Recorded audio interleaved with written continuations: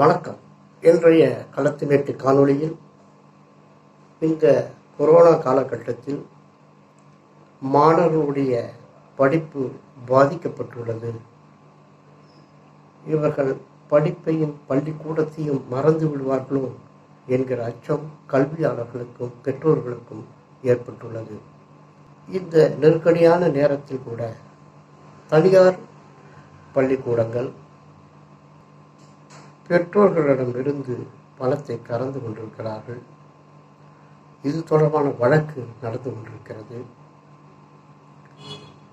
மாணவர்கள் செல்போனிலே கேம் விளையாடி கொண்டிருக்கிறார்கள்.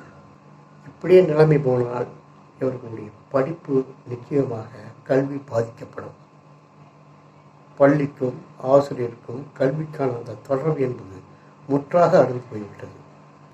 உங்கள் பிள்ளைகளின் எதிர்காலத்தின் நலனை கொண்டு இந்த வீடியோ பதிவு செய்யப்படுகிறது. இந்த காணொளியை நண்பர்களுக்கு ஷேர் பண்ணுங்கள்.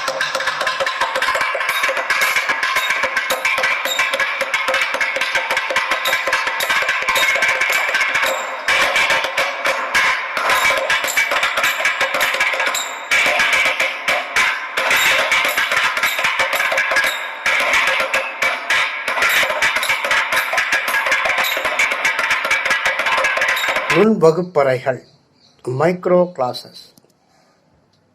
விழியன், செந்தமிழ் செல்வன் ஆகிய இருவரும் இந்த புதிய வகுப்புகளை பற்றி அறிமுகப்படுத்தி இருக்கிறார்கள். நல்ல செய்தி. கொரோனா தொற்று பரவல் பள்ளிகள் திறக்க முடியாத சூழல் உருவாகி உள்ளது. தனியார் பள்ளிகள் இணைய வழி வகுப்புகளை துவக்கி உள்ளன. பள்ளி நடைபெறும் தோரணையினை உண்டாக்கி கட்டணம் வசூலிக்க தனியார் பள்ளிகள் திட்டமாக இணைய வழி வகுப்புகளை நடைபெறுகின்றன. கற்பித்தற் கோட்பாடுகளுக்கு உட்படாத இணைய வழி வகுப்பு அறைகளால் பாகுபாடு உருவாகும் என்பதால் பெரிய எதிர்ப்புகள் கிளம்பியுள்ளன. இணைய வகுப்புகளால் ஏராளமான பிரச்சனைகள், இணைய வகுப்புகளை நடத்துவதிலும் ஏராளமான சிக்கல்கள், இணைய இணைப்பு கருவிகள், உரையாடலற்ற தன்மை, போதிய பயிற்சியின்மை, மிக குறைந்த கற்றல் என இன்னும் நிறைய அடுக்கிக் கொண்டே போகலாம். இணைய வழி கல்வியினை முழுமையாக செயல்படுத்த இயலாத கிராமப்புற அரசு பள்ளி மாணவர்கள் என்ன செய்வது? ஒரு மாற்று வழிமுறையினை வடிவமைக்க வேண்டியுள்ளோம். அதன் வெளிப்பாடே இந்த நுண் வகுப்பறைகள். அதற்கென்ன அவசியம் வந்தது? ஏற்கனவே 3 மாதங்களாக தொடர்ச்சியாக கல்வியோடு தொடர்பு இல்லை. மாணவர்கள் கல்வியுடன் தொடர்பு வைத்திருக்க வேண்டும். அதில் என்னென்ன சிக்கல்கள் இருக்கு? பள்ளிகள் திறக்க முடியாது. கிராமங்களிலே இணைய வழி வகுப்பறைகளுக்கு வாய்ப்பே இல்லை. நகரங்களிலும் இணைய வகுப்புகளிலே சிக்கல் உள்ளது. குழந்தைகள் ஓரிடத்தில் கூடுவதிலும் சிரமம் உள்ளது. நுண் வகுப்பறைகளுக்கு ஓர் அறிமுகம். இப்படிப்பட்ட இக்கட்டான சூழ்நிலையில்தான் இந்த நுண் வகுப்பறைகள் என்கிற ஒரு புதிய செய்தி இங்கே வருகிறது. பள்ளிகளிலே வகுப்பறைகள் இயங்க முடியாத போது அந்த வகுப்பறைகளை வீதிக்கு கொண்டு வருவோம், வீதியில் இருக்கும் இல்லங்களுக்கு கொண்டு வருவோம். அதுவே நுண் வகுப்பறைகள். நுண் வகுப்பறைகள் சிறியவை. 2 முதல் 5 குழந்தைகளையும் ஓர் தன் ஆர்வலரையும் உள்ளடக்கியது.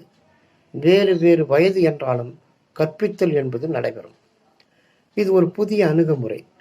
பள்ளிகள் முறையாக துவங்க மேலும் சில மாதங்கள் பிடிக்கும். இக்காலத்தில் மாணவர்கள் கற்றலோடு வாழ்ந்திட புதிய வகுப்பறைகள். அடுத்து, இது பாட புத்தகத்தை அடிப்படையாக இல்லாமல் சில கற்றல் அடைவுகளை சில செயல்பாடுகள் மூலம், உரையாடல் மூலம் மாணவர்களுக்கு அறிமுகப்படுத்துவது. அடுத்து, அறிவொளி இயக்கம் முறைசாரா கல்வியினை வயது வந்தவர்களுக்காக தன் ஆர்வலர்களை கொண்டு நடைபெற்றது. அதே அணுகுமுறையினை தற்போது பள்ளி கல்விக்கு சாத்தியப்படுத்தும் இது ஒரு மாற்று வடிவமாகும். கல்வி பற்றிய சரியான புரிதலை உருவாக்குவதற்கும் இது உதவும்.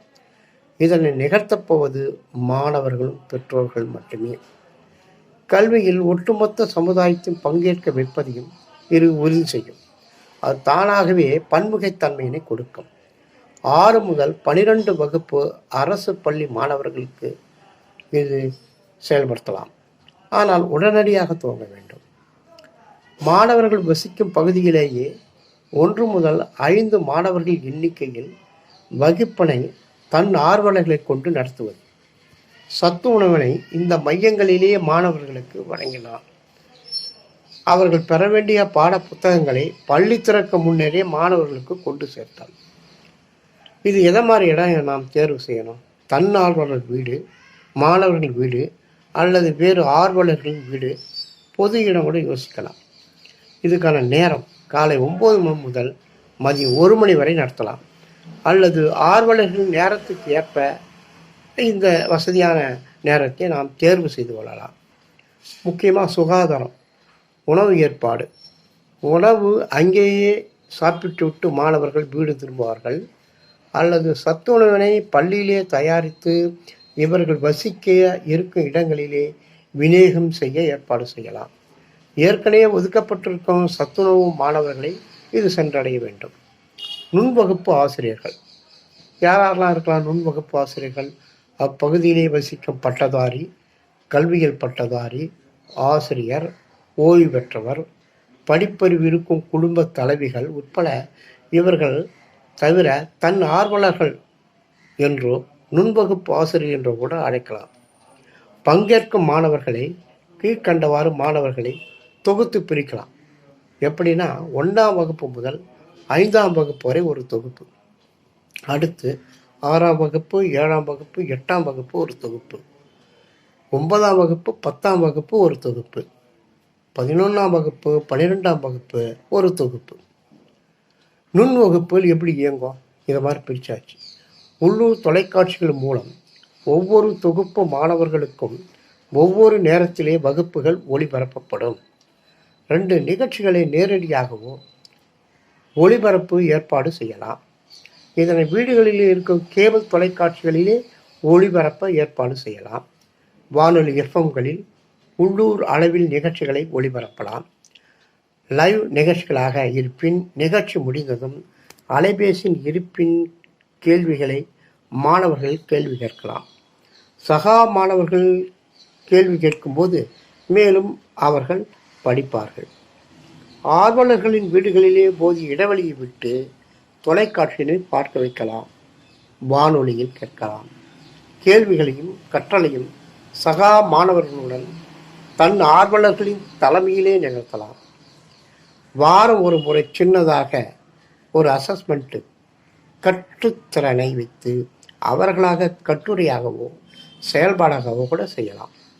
பள்ளிகள் திறந்ததும் முழுமையாக அவை இயங்காது. அப்போது நேரம் கிடைக்கும் போதெல்லாம் இந்த நுண் வகுப்புகளை தொடரலாம். இது பாடத்திட்டத்திலிருந்து விலகி இருந்தாலும் கற்றலுக்கு குறைவில்லாமல் இருக்க வேண்டும். பாடத்திட்டத்திலும் நாட்டம் வர வகைக்கும் ஒரு ஏற்பாடாக இது இருக்கும். நிகழ்ச்சிகளை யூடியூப்களில் மாநில அளவில் வரவேற்றி அதனை நேரம் கிடைக்கும் போதெல்லாம் குழந்தைகள் ஆர்வலர்களின் வீடுகளிலே பார்க்கலாம். மாணவர்களின் கேள்விக்கு முதலிலே நுண் வகுப்புகளிலே விடை தேடப்படும். இல்லையெனில் அவை மாவட்ட மையத்திற்கு அனுப்பி வைக்கப்படும். அப்படி கேட்ட கேள்விகளுக்கான வீடியோக்களையும் ஆடியோக்களையும் தயாரித்து அனைவருக்கும் ஒளிபரப்பப்படும். தன்னார்வலர்கள் கற்றலை ஒருங்கிணைக்க முயல்வார்கள். அவர்களும் கற்பார்கள். அடுத்து அந்தந்த தொகுப்பு மாணவருக்கான கற்றல் அடைவுகளில் தேவைக்கேற்ப வகுப்புகள் திரட்ட வேண்டும். 100 விழுக்காடு இது பாடத்திட்டத்திலே இருந்து 100 விழுக்காடு இது பாட புத்தகத்தில் இருந்து கிடையாது. 6ஆம் வகுப்பு முதல் 8ஆம் வகுப்பு வரை மாணவர்களுக்கு அளவிடுதல் பற்றி பேசலாம். கோட்பாடுகளையும் செயல்முறைகளின் மூலம் கற்பித்தல், விளையாட்டு, கேள்விகள் மூலம் புரிய வைப்பது, வகுப்பறைக்கு வெளியே இயல்பான கற்றல் வழி புதியன தேட வைப்பது. அரசு பள்ளி எடுத்துக்கொண்டால் நடுநிலைப்பள்ளி, உயர்நிலைப்பள்ளி மற்றும் மேல்நிலைப்பள்ளி மாணவர்கள் நுண் வகுப்பில் கற்பார்கள். பள்ளியில் செயலாக்க குழு ஒன்றை அமைக்க வேண்டும். அதில் பள்ளி மேலாண்மை குழு உறுப்பினர்கள், ஆசிரியர்கள், அக்கிராமத்து சமூக ஆர்வலர்கள், தன் ஆர்வலர்கள் போன்றோரை உள்ளடக்கி இக்குழு செயல்படும். இக்குழுவின் ஒருங்கிணைப்பாளராக அப்பள்ளியின் தலைமை ஆசிரியர் இருப்பார்கள். பல பள்ளிகள் இருந்தாலும் அதற்கேற்ப தலைமையினை முடிவு செய்யலாம்.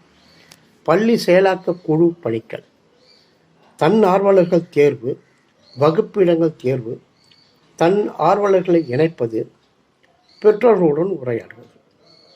அடுத்து வகுப்புகளை கண்காணிப்பது, மாவட்ட மையத்துடன் ஒருங்கிணைப்பது, சத்துணவு நுண் வகுப்புகளில் கிடைக்க ஏற்பாடு செய்வது. அடுத்த மாவட்ட செயலாக்க குழுவை நாம் உருவாக்க வேண்டும். முதன்மை கல்வி அலுவலர், மாவட்ட கல்வி அலுவலர், கல்வியில் கல்வி முதல்வர், ஆசிரியர் தேர்வு செய்யப்படும் பள்ளிகளின் தலைமை ஆசிரியர்கள், சமூக ஆர்வலர்கள், ஒருங்கிணைப்பு முதன்மை கல்வி அலுவலர், பொது மேடை ஒருங்கிணைப்பாளர்கள். மாவட்ட செயற்குழு பணிகளை அடுத்து அமைத்தல்: நுண் வகுப்புக்கான கற்பித்தல் செயல்பாடுகள் வடிவமைத்து தருவது, பிற மாவட்டங்களிலிருந்து அனுபவங்களை பெறுவது, இணைய வழியில் நுண் ஆசிரியர்களுக்கு பயிற்சி அளிப்பது, வழிகாட்டுவது மற்றும் உற்சாகமூட்டுவது, பயிற்சி செயல்பாட்டு குறிப்புகளை அச்சிட்டு வழங்குவது. இது மாநில அளவில் கல்வியாளர்கள், ஆர்வலர்கள், கல்வி அறிஞர்கள் கொண்ட ஒரு வழிகாட்டி குழு. இவர்கள் மாணவர்களின் அடைவுகளை நிர்ணயம் செய்யலாம். 1 முதல் 5 மாணவர்களுக்கு மனம் உற்சாகம் அடையும் விளையாட்டுகளையும், மற்ற மாணவர்களுக்கு வயதுக்கேற்ப அடைவுகளையும் நிர்ணயம் செய்யலாம். பொருளாதார தேவைகள் போன்றவற்றினை ஒருங்கிணைக்க மாநில அளவிலே முடிவெடுக்கலாம். நடைமுறைப்படுத்தும் போது இன்னும் நிறைய சிக்கல்கள் வரும். அவற்றை சீர் செய்ய விரிவான ஒரு உரையாடல் தேவைப்படும், கலந்துரையாடல் தேவைப்படும். தன்னார்வலர்களுக்கு சான்றிதழ் வழங்கலாம். மாவட்ட ஆட்சியர், அமைச்சர்கள் தொடர்ந்து தன் ஆர்வலர்களை உற்சாகப்படுத்தலாம். இதெல்லாம் யார் செய்கிறது? அரசுடன் முழு ஒத்துழைப்புடன் தான் செயல்படுத்துவதே சிறந்தது. ஆனால் அவர்களால் மட்டுமே செய்திட முடியாது. பல தன்னார்வல அமைப்புகளும் இயக்கங்களும் இதில் கைகோர்க்க வேண்டும். ஒரு பொது மேடையினை அமைக்க வேண்டும். தமிழ்நாடு அறிவியல் இயக்கம், பள்ளி பாதுகாப்பு இயக்கம், ஆசிரியர்கள் சங்கம், உள்ளூர் அளவிலே இருக்கும் தன்னார்வ அமைப்புகள், குழந்தைகள் நல இயக்கங்கள், கல்வியிலே ஈடுபட்டிருக்கும் எல்லா அமைப்புகளும் இதில் பங்கு பெற வேண்டும். ஒன்றுபட்டு இந்த தேரினை நாம் நகர்த்த வேண்டும். உறுதியாக ஒன்று சொல்லலாம்: கால அவகாசம் மிக மிக குறைவாக உள்ளதால் இதனை மேலும் செழுமைப்படுத்தி உடனடியாக களத்திலே இறங்கி செயல்பட வேண்டும். ஒவ்வொரு பகுதியிலும் இதனை செயல்படுத்துவது வேறு வேறு முறைகளை பின்பற்றலாம். தனியார் பள்ளிகள் இந்த வழிமுறைகளிலே தங்களது பள்ளி மாணவர்களை சேர்க்க விரைவு தெரிவித்தால் தாராளமாக அவர்களை இணைக்கலாம். பள்ளி மேலாண்மை குழுவும் இதனால் வழிவடையும். கல்வி குழந்தைகளுக்கு மிக மிக நெருக்கமாகும். நுண் வகுப்புகள் இணைந்து கல்விக்கான உறுதுணை மையங்களாக தொடர்ந்து செயல்படுத்தலாம். கோவிட் மறைந்த பின்னரும் சில கேள்விகளும் சில கருத்துகளும்: இது கொரோனா காலத்தில் சாத்தியமா? இது கொரோனா காலத்திற்கான ஏற்பாடுதான். போதிய இடைவெளி விட்டு சானிடைசர்களை துணை கொண்டு நுண் வகுப்புகளை இயங்கும்.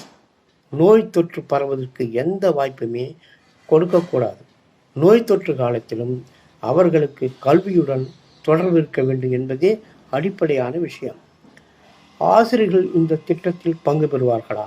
ஆமாம், நிச்சயமாக அவங்க தான் இதில் மிகப்பெரிய பங்கு வகிப்பார்கள். ஏற்கனவே அவர்களுக்கு தங்கள் மாணவர்களை பற்றி ஓரளவு அறிவார்கள். அவர்களுக்கு என்ன தேவை என்று தன் ஆர்வலர்களுக்கு வழிகாட்டலாம். கல்வியில் இருந்து விடுபட்டால் அவர்கள் திரும்ப கல்வியுமால் நாட்டம் வரவழைக்க பெரும் சிரமம் ஏற்படும். கல்வியில் இருந்து விலகியிருக்க கூட இது ஏதுவாக அமையும். ஆசிரியர்கள் இதனை நன்கு அறிவார்கள். ஆசிரியர்கள் இதனை ஒருங்கிணைப்பிலே முக்கிய பங்காற்க வேண்டும். அவர்களுக்கான தயாரிப்பு அல்லது மாநில மையத்துடன் பெற்று மாணவர்களின் முன் வகுப்பறைகளை கொண்டு சேர்ப்பது போன்றவையை செய்யலாம். பெண் குழந்தைகளுக்கு பாதுகாப்பு: இந்த வகுப்பறைகளை வடிவமைக்கும் போது இதில் அதிக அக்கறை செலுத்த வேண்டும். அதனால்தான் குடும்பத் தலைவர்கள் இதிலே பங்கு பெற செய்ய வேண்டும். பெண்களே கல்வியினை பெரும் புரட்சிக்கு வித்துள்ளனர். அது வரலாறு சாவித்திரி பாய் பூலேவில் இருந்து தூங்குகின்றது. அறிவொளி இயக்க படிப்பினையே அதுவே.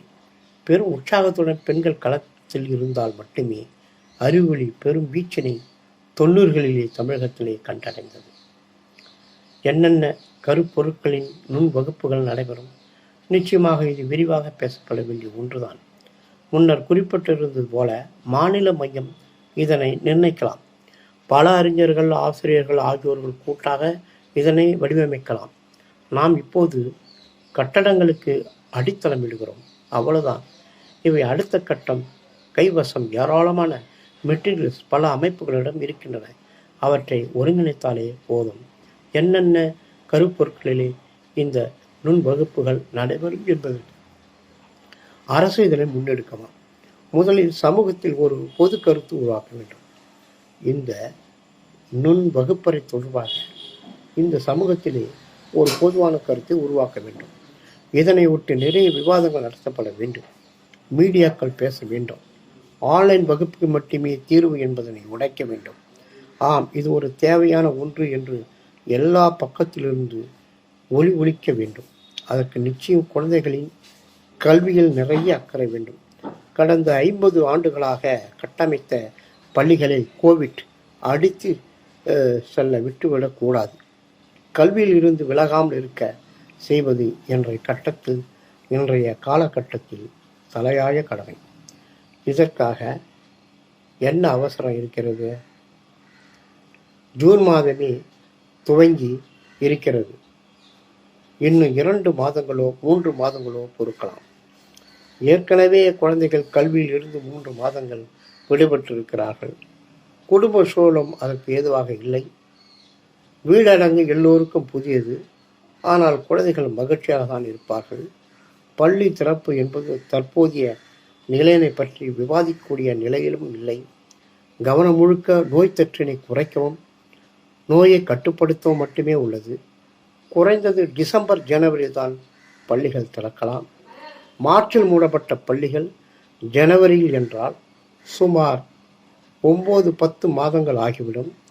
தேசிய கல்விக் கொள்கையில் இருந்த ஒரு அம்சம் குழந்தைகளுக்கு எண்ணறிவும் எழுத்தறிவும் சீக்கிரமே கற்றுத்தர வேண்டும் என்பது. விடுபட்டால் மேலும் சிக்கல்கள் உண்டாகும் என்பதை அனைவருமே அறிவோம். பள்ளிகள் திறந்தால் அது தொடர்ச்சியாக நடக்க வாய்ப்பு இருக்குமா என்பது சந்தேகம். நோய் தொற்று முழுமையாக விடுபட்டு விட்டோம் என்று பள்ளிகள் திறந்த நாடுகளில் நிலைமையை இப்போது நாம் அறிவோம். அங்கே மேலும் மேலும் மோசமாகி கொண்டுதான் இருக்கிறது. மாற்று மருந்து கண்டுபிடித்து நாம் கடைக்கோடி மக்களை வந்தடைய இன்னும் எத்தனை மாதங்கள் ஆகுமோ? இப்போது பெரும் தொண்டர்படையே தேவைப்படும். ஆமாம், நிச்சயமாக படித்த சமூகம் அடுத்த தலைமுறையினருக்கு நேரடியாக கை கொடுத்து தூக்கிவிடும் காலம் இது. பெரும் சக்தியாக இது உருவெடுக்க வேண்டும்.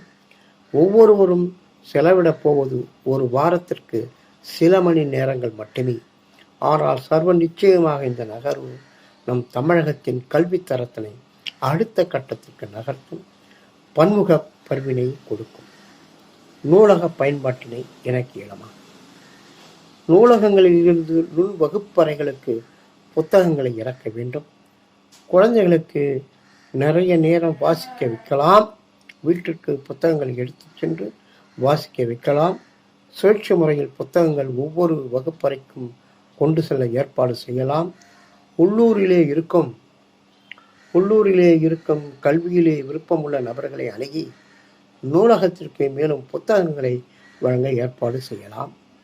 நுண் வகுப்பறையின் தேவைகள் முடிந்த பின்னரும் அவை பள்ளி நூலகத்திற்கு திரும்பலாம். இந்த செயல்பாட்டின் மூலம் குழந்தைகளின் வாசிப்பு திறனும் அதிகரிக்கும். மேலும் பாட புத்தகங்கள் தாண்டி வாசிப்பு மேம்படும்.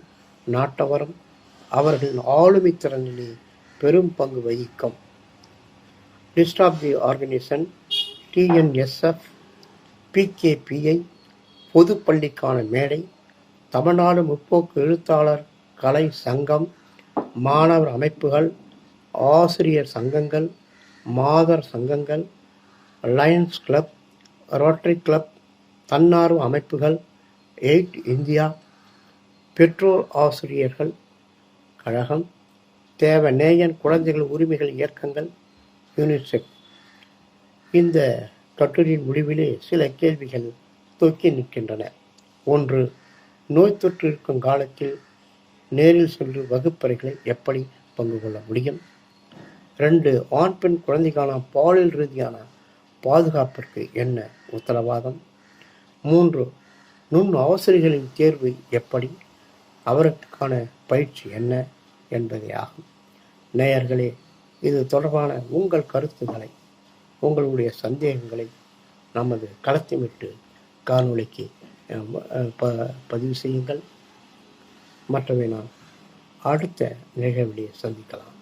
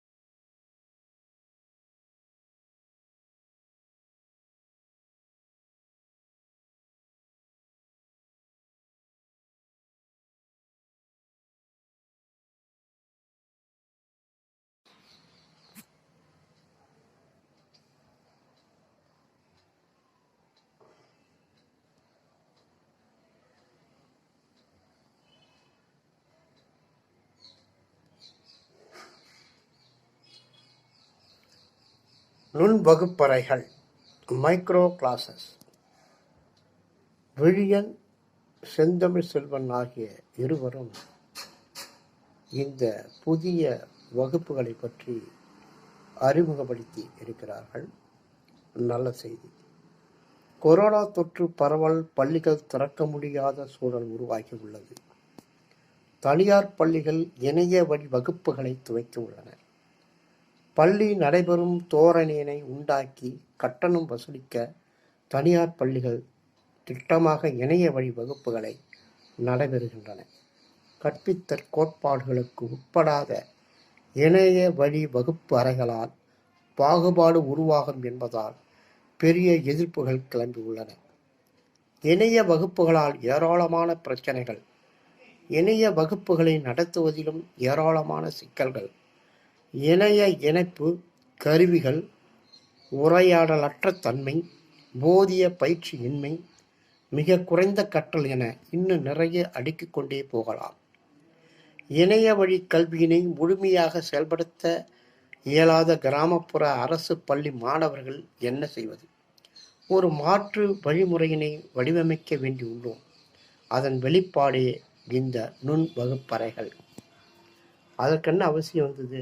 ஏற்கனவே 3 மாதங்களாக தொடர்ச்சியாக கல்வியோடு தொடர்பு இல்லை. மாணவர்கள் கல்வியுடன் தொடர்பு வைத்திருக்க வேண்டும். அதில் என்னென்ன சிக்கல்கள் இருக்கு? பள்ளிகள் திறக்க முடியாது. கிராமங்களிலே இணைய வழி வகுப்பறைகளுக்கு வாய்ப்பே இல்லை. நகரங்களிலும் இணைய வகுப்புகளிலே சிக்கல் உள்ளது. குழந்தைகள் ஓர் இடத்தில் கூடுவதிலும் சிரமம் உள்ளது. நுண் வகுப்பறைகளுக்கு ஓர் அறிமுகம். இப்படிப்பட்ட இக்கட்டான சூழ்நிலையில்தான் இந்த நுண் வகுப்பறைகள் என்கிற ஒரு புதிய செய்தி இங்கே வருகிறது. பள்ளிகளிலே வகுப்பறைகள் இயங்க முடியாத போது அந்த வகுப்பறைகளை வீதிக்கு கொண்டு வருவோம், வீதியில் இருக்கும் இல்லங்களுக்கு கொண்டு வருவோம். அதுவே நுண் வகுப்பறைகள். நுண் வகுப்பறைகள் சிறியவை. 2 முதல் 5 குழந்தைகளையும் ஓர் தன் ஆர்வலரையும் உள்ளடக்கியது. வேறு வேறு வயது என்றாலும் கற்பித்தல் என்பது நடைபெறும். இது ஒரு புதிய அணுகுமுறை. பள்ளிகள் முறையாக துவங்க மேலும் சில மாதங்கள் பிடிக்கும். இக்காலத்தில் மாணவர்கள் கற்றலோடு வாழ்ந்திட புதிய வகுப்பறைகள். அடுத்து, இது பாட புத்தகத்தை அடிப்படையாக இல்லாமல் சில கற்றல் அடைவுகளை சில செயல்பாடுகள் மூலம், உரையாடல் மூலம் மாணவர்களுக்கு அறிமுகப்படுத்துவது. அடுத்து, அறிவொளி இயக்கம் முறைசாரா கல்வியினை வயது வந்தவர்களுக்காக தன் ஆர்வலர்களை கொண்டு நடைபெற்றது. அதே அணுகுமுறையினை தற்போது பள்ளி கல்விக்கு சாத்தியப்படுத்தும் இது ஒரு மாற்று வடிவமாகும். கல்வி பற்றிய சரியான புரிதலை உருவாக்குவதற்கும் இது உதவும்.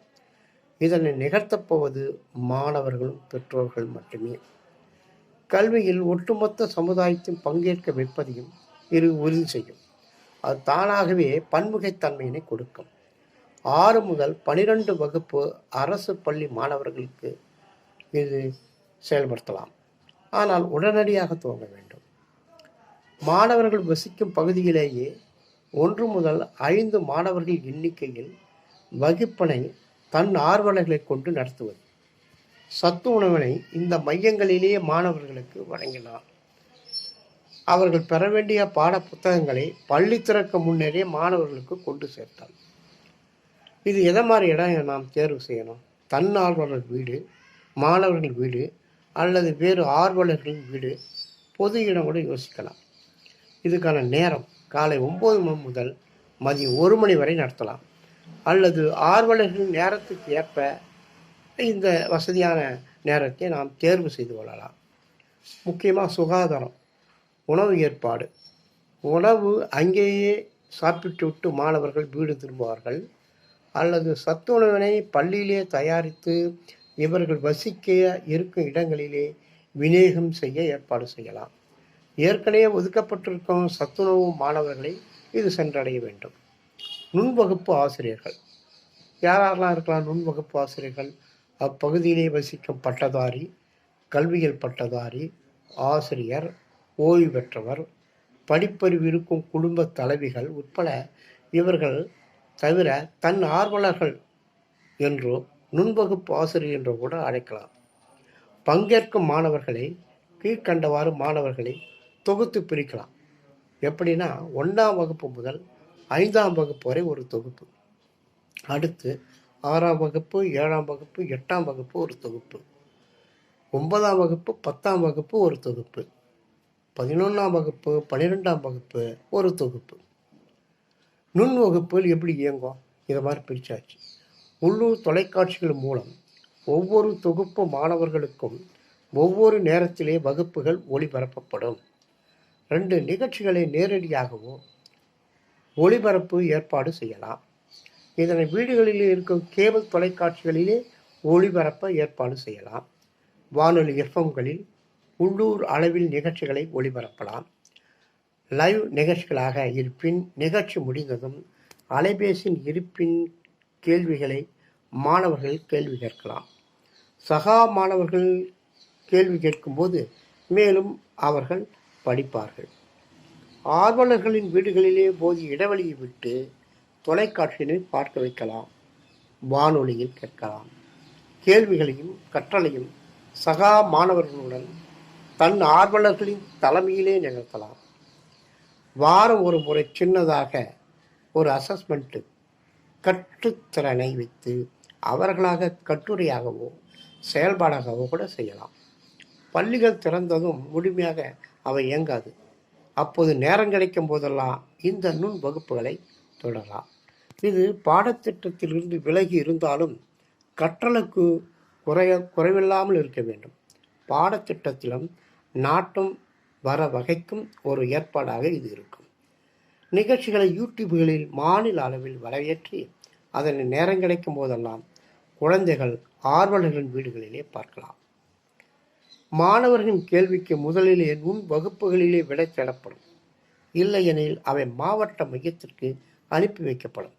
அப்படி கேட்ட கேள்விகளுக்கான வீடியோக்களையும் ஆடியோக்களையும் தயாரித்து அனைவருக்கும் ஒளிபரப்பப்படும். தன்னார்வலர்கள் கற்றலை ஒருங்கிணைக்க முயல்வார்கள். அவர்களும் கற்பார்கள். அடுத்து அந்தந்த தொகுப்பு மாணவருக்கான கற்றல் அடைவுகளில் தேவைக்கேற்ப வகுப்புகள் திரட்ட வேண்டும். 100 விழுக்காடு இது பாடத்திட்டத்திலே இருந்து 100 விழுக்காடு இது பாட புத்தகத்தில் இருந்து கிடையாது. 6ஆம் வகுப்பு முதல் 8ஆம் வகுப்பு வரை மாணவர்களுக்கு அளவிடுதல் பற்றி பேசலாம். கோட்பாடுகளையும் செயல்முறைகளின் மூலம் கற்பித்தல், விளையாட்டு, கேள்விகள் மூலம் புரிய வைப்பது, வகுப்பறைக்கு வெளியே இயல்பான கற்றல் வழி புதியன தேட வைப்பது. அரசு பள்ளி எடுத்துக்கொண்டால் நடுநிலைப்பள்ளி, உயர்நிலைப்பள்ளி மற்றும் மேல்நிலைப்பள்ளி மாணவர்கள் நுண் வகுப்பில் கற்பார்கள். பள்ளியில் செயலாக்க குழு ஒன்றை அமைக்க வேண்டும். அதில் பள்ளி மேலாண்மை குழு உறுப்பினர்கள், ஆசிரியர்கள், அக்கிராமத்து சமூக ஆர்வலர்கள், தன் ஆர்வலர்கள் போன்றோரை உள்ளடக்கி இக்குழு செயல்படும். இக்குழுவின் ஒருங்கிணைப்பாளராக அப்பள்ளியின் தலைமை ஆசிரியர் இருப்பார்கள். பல பள்ளிகள் இருந்தாலும் அதற்கேற்ப தலைமையினை முடிவு செய்யலாம். பள்ளி செயலாக்க குழு பணிகள்: தன் ஆர்வலர்கள் தேர்வு, வகுப்பு இடங்கள் தேர்வு, தன் ஆர்வலர்களை இணைப்பது, பெற்றோர்களுடன் உரையாடுவது. அடுத்து வகுப்புகளை கண்காணிப்பது, மாவட்ட மையத்துடன் ஒருங்கிணைப்பது, சத்துணவு நுண் வகுப்புகளில் கிடைக்க ஏற்பாடு செய்வது. அடுத்த மாவட்ட செயலாக்க குழுவை நாம் உருவாக்க வேண்டும். முதன்மை கல்வி அலுவலர், மாவட்ட கல்வி அலுவலர், கல்வியில் கல்வி முதல்வர், ஆசிரியர் தேர்வு செய்யப்படும் பள்ளிகளின் தலைமை ஆசிரியர்கள், சமூக ஆர்வலர்கள், ஒருங்கிணைப்பு முதன்மை கல்வி அலுவலர், பொது மேடை ஒருங்கிணைப்பாளர்கள். மாவட்ட செயற்குழு பணிகளை அடுத்து அமைத்தல். நுண் வகுப்புக்கான கற்பித்தல் செயல்பாடுகள் வடிவமைத்து தருவது, பிற மாவட்டங்களிலிருந்து அனுபவங்களை பெறுவது, இணைய வழியில் நுண் ஆசிரியர்களுக்கு பயிற்சி அளிப்பது, வழிகாட்டுவது மற்றும் உற்சாகமூட்டுவது, பயிற்சி செயல்பாட்டு குறிப்புகளை அச்சிட்டு வழங்குவது. இது மாநில அளவில் கல்வியாளர்கள், ஆர்வலர்கள், கல்வி அறிஞர்கள் கொண்ட ஒரு வழிகாட்டி குழு. இவர்கள் மாணவர்களின் அடைவுகளை நிர்ணயம் செய்யலாம். 1 முதல் 5 மாணவர்களுக்கு மனம் உற்சாகம் அடையும் விளையாட்டுகளையும் மற்ற மாணவர்களுக்கு வயதுக்கேற்ப அடைவுகளையும் நிர்ணயம் செய்யலாம். பொருளாதார தேவைகள் போன்றவற்றினை ஒருங்கிணைக்க மாநில அளவிலே முடிவெடுக்கலாம். நடைமுறைப்படுத்தும் போது இன்னும் நிறைய சிக்கல்கள் வரும். அவற்றை சீர் செய்ய விரிவான ஒரு உரையாடல் தேவைப்படும், கலந்துரையாடல் தேவைப்படும். தன்னார்வலர்களுக்கு சான்றிதழ் வழங்கலாம். மாவட்ட ஆட்சியர், அமைச்சர்கள் தொடர்ந்து தன் ஆர்வலர்களை உற்சாகப்படுத்தலாம். இதெல்லாம் யார் செய்கிறது? அரசுடன் முழு ஒத்துழைப்புடன் தான் செயல்படுத்துவதே சிறந்தது. ஆனால் அவர்களால் மட்டுமே செய்திட முடியாது. பல தன்னார்வல அமைப்புகளும் இயக்கங்களும் இதில் கைகோர்க்க வேண்டும். ஒரு பொது மேடையினை அமைக்க வேண்டும். தமிழ்நாடு அறிவியல் இயக்கம், பள்ளி பாதுகாப்பு இயக்கம், ஆசிரியர்கள் சங்கம், உள்ளூர் அளவிலே இருக்கும் தன்னார்வ அமைப்புகள், குழந்தைகள் நல இயக்கங்கள், கல்வியிலே ஈடுபட்டிருக்கும் எல்லா அமைப்புகளும் இதில் பங்கு பெற வேண்டும். ஒன்றுபட்டு இந்த தேரினை நாம் நகர்த்த வேண்டும். உறுதியாக ஒன்று சொல்லலாம், கால அவகாசம் மிக மிக குறைவாக உள்ளதால் இதனை மேலும் செழுமைப்படுத்தி உடனடியாக களத்திலே இறங்கி செயல்பட வேண்டும். ஒவ்வொரு பகுதியிலும் இதனை செயல்படுத்துவது வேறு வேறு முறைகளை பின்பற்றலாம். தனியார் பள்ளிகள் இந்த வழிமுறைகளிலே தங்களது பள்ளி மாணவர்களை சேர்க்க விளைவு தெரிவித்தால் தாராளமாக அவர்களை இணைக்கலாம். பள்ளி மேலாண்மை குழுவும் இதனால் வழிவடையும். கல்வி குழந்தைகளுக்கு மிக மிக நெருக்கமாகும். நுண்வகுப்புகள் இணைந்து கல்விக்கான உறுதுணை மையங்களாக தொடர்ந்து செயல்படுத்தலாம். கோவிட் மறைந்த பின்னரும் சில கேள்விகளும் சில கருத்துகளும். இது கொரோனா காலத்தில் சாத்தியமா? இது கொரோனா காலத்திற்கான ஏற்பாடுதான். போதிய இடைவெளி விட்டு சானிடையர்களை துணை கொண்டு நுண் வகுப்புகளை இயங்கும். நோய் தொற்று பரவதற்கு எந்த வாய்ப்புமே கொடுக்கக்கூடாது. நோய் தொற்று காலத்திலும் அவர்களுக்கு கல்வியுடன் தொடர்பு இருக்க வேண்டும் என்பதே அடிப்படையான விஷயம். ஆசிரியர்கள் இந்த திட்டத்தில் பங்கு பெறுவார்களா? ஆமாம், நிச்சயமாக அவங்க தான் இதில் மிகப்பெரிய பங்கு வகிப்பார்கள். ஏற்கனவே அவர்களுக்கு தங்கள் மாணவர்களை பற்றி ஓரளவு அறிவார்கள். அவர்களுக்கு என்ன தேவை என்று தன் ஆர்வலர்களுக்கு வழிகாட்டலாம். கல்வியில் இருந்து விடுபட்டால் அவர்கள் திரும்ப கல்வியுமால் நாட்டம் வரவழைக்க பெரும் சிரமம் ஏற்படும்.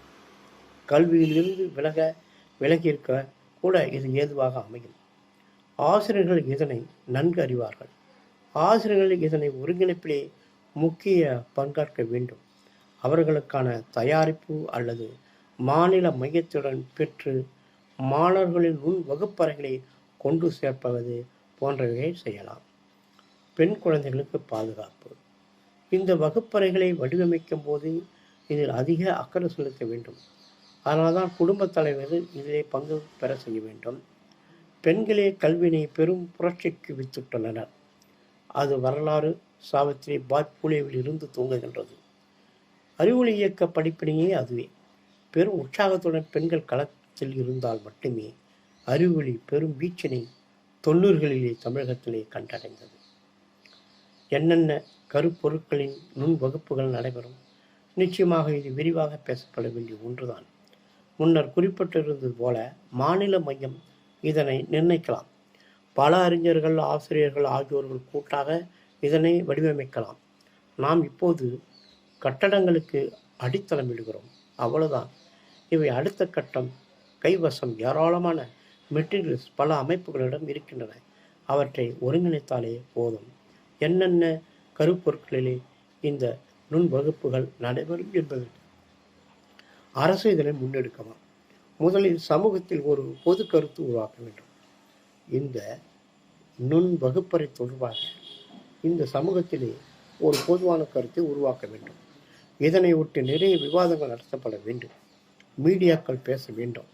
ஆன்லைன் வகுப்புக்கு மட்டுமே தீர்வு என்பதனை உடைக்க வேண்டும். ஆம், இது ஒரு தேவையான ஒன்று என்று எல்லா பக்கத்திலிருந்து ஒலிக்க வேண்டும். அதற்கு நிச்சயம் குழந்தைகளின் கல்வியில் நிறைய அக்கறை வேண்டும். கடந்த 50 ஆண்டுகளாக கட்டமைத்த பள்ளிகளை கோவிட் அடித்து செல்ல விட்டுவிடக்கூடாது. கல்வியில் இருந்து விலகாமல் இருக்க செய்வது இன்றைய காலகட்டத்தில் தலையாய கடமை. இதற்காக என்ன அவசரம் இருக்கிறது? ஜூன் மாதமே துவங்கி இருக்கிறது. இன்னும் 2 மாதங்களோ 3 மாதங்களோ பொறுக்கலாம். ஏற்கனவே குழந்தைகள் கல்வியில் இருந்து 3 மாதங்கள் விடுபட்டிருக்கிறார்கள். குடும்ப சூழலும் அதற்கு ஏதுவாக இல்லை. வீடடங்கு எல்லோருக்கும் புதியது. ஆனால் குழந்தைகள் மகிழ்ச்சியாக தான் இருப்பார்கள். பள்ளி திறப்பு என்பது தற்போதைய நிலையினை பற்றி விவாதிக்கக்கூடிய நிலையிலும் இல்லை. கவனம் முழுக்க நோய் தொற்றினை குறைக்கவும் நோயை கட்டுப்படுத்தவும் மட்டுமே உள்ளது. குறைந்தது டிசம்பர் ஜனவரி தான் பள்ளிகள் திறக்கலாம். மார்ச்சில் மூடப்பட்ட பள்ளிகள் ஜனவரியில் என்றால் சுமார் 9-10 மாதங்கள் ஆகிவிடும். தேசிய கல்விக் கொள்கையில் இருந்த ஒரு அம்சம் குழந்தைகளுக்கு எண்ணறிவும் எழுத்தறிவும் சீக்கிரமே கற்றுத்தர வேண்டும் என்பது. விடுபட்டால் மேலும் சிக்கல்கள் உண்டாகும் என்பதை அனைவருமே அறிவோம். பள்ளிகள் திறந்தால் அது தொடர்ச்சியாக நடக்க வாய்ப்பு இருக்குமா என்பது சந்தேகம். நோய் தொற்று முழுமையாக விடுபட்டு விட்டோம் என்று பள்ளிகள் திறந்த நாடுகளில் நிலைமையை இப்போது நாம் அறிவோம். அங்கே மேலும் மேலும் மோசமாகி கொண்டுதான் இருக்கிறது. மாற்று மருந்து கண்டுபிடித்து நாம் கடைக்கோடி மக்களை வந்தடைய இன்னும் எத்தனை மாதங்கள் ஆகுமோ? இப்போது பெரும் தொண்டர்படையே தேவைப்படும். ஆமாம், நிச்சயமாக படித்த சமூகம் அடுத்த தலைமுறையினருக்கு நேரடியாக கை கொடுத்து தூக்கிவிடும் காலம் இது. பெரும் சக்தியாக இது உருவெடுக்க வேண்டும்.